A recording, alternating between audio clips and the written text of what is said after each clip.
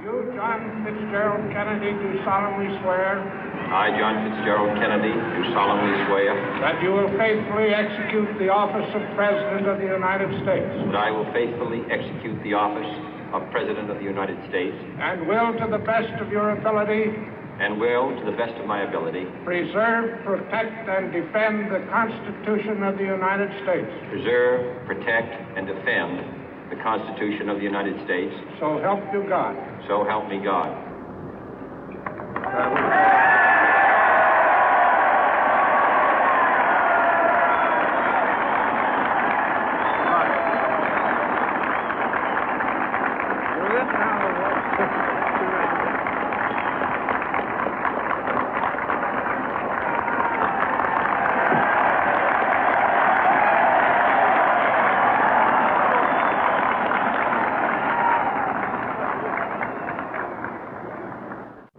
Vice President Johnson, Mr. Speaker, Mr. Chief Justice, President Eisenhower, Vice President Nixon, President Truman, Reverend clergy, fellow citizens. We observe today not a victory of party, but a celebration of freedom, symbolizing an end as well as a beginning, signifying renewal as well as change. For I have sworn before you and Almighty God the same solemn oath our forebears prescribed nearly a century and 3/4 ago. The world is very different now, for man holds in his mortal hands the power to abolish all forms of human poverty and all forms of human life. And yet the same revolutionary beliefs for which our forebears fought are still at issue around the globe. The belief that the rights of man come not from the generosity of the state, but from the hand of God. We dare not forget today that we are the heirs of that first revolution.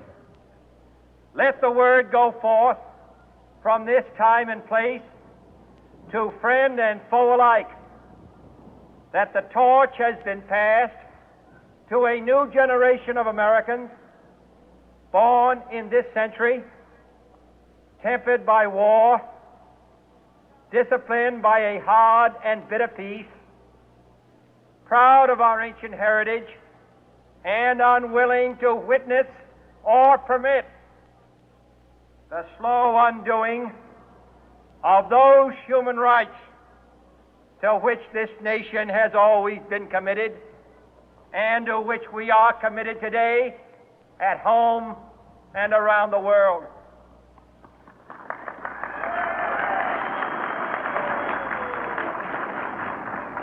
Let every nation know, whether it wishes us well or ill, that we shall pay any price, bear any burden, meet any hardship, support any friend, oppose any foe to assure the survival and the success of liberty.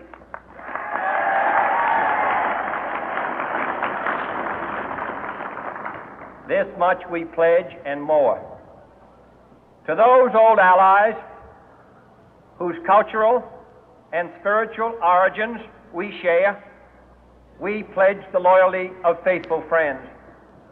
United, there is little we cannot do in a host of cooperative ventures. Divided, there is little we can do, for we dare not meet a powerful challenge at odds and split asunder. To those new states whom we welcome to the ranks of the free, we pledge our word that one form of colonial control shall not have passed away, merely to be replaced by a far more iron tyranny. We shall not always expect to find them supporting our view, but we shall always hope to find them strongly supporting their own freedom, and to remember that in the past, those who foolishly sought power by riding the back of the tiger ended up inside.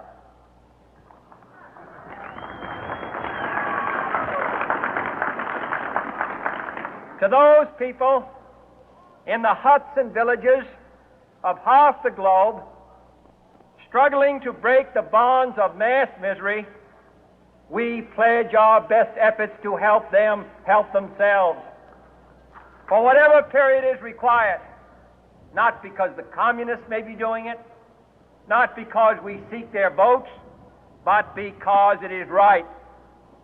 If a free society cannot help the many who are poor, it cannot save the few who are rich.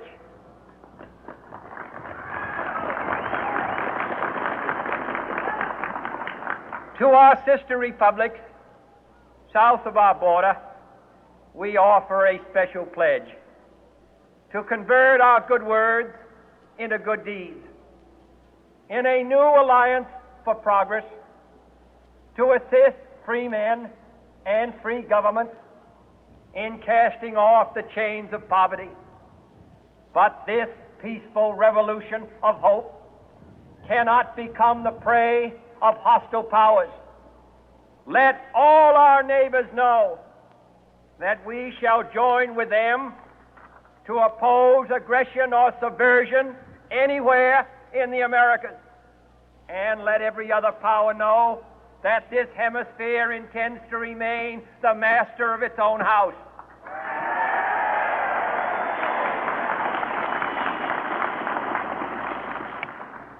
To that World Assembly of Sovereign States, the United Nations, our last best hope, in an age where the instruments of war have far outpaced the instruments of peace, we renew our pledge of support to prevent it from becoming merely a forum for invective, to strengthen its shield of the new and the weak, and to enlarge the area in which its writ may run.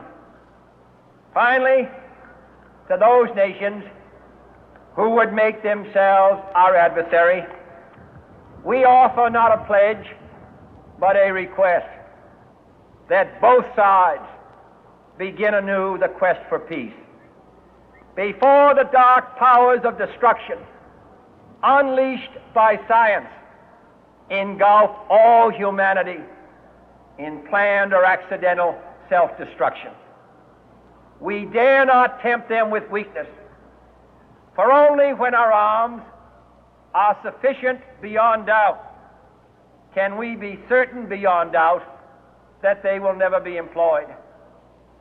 But neither can two great and powerful groups of nations take comfort from our present course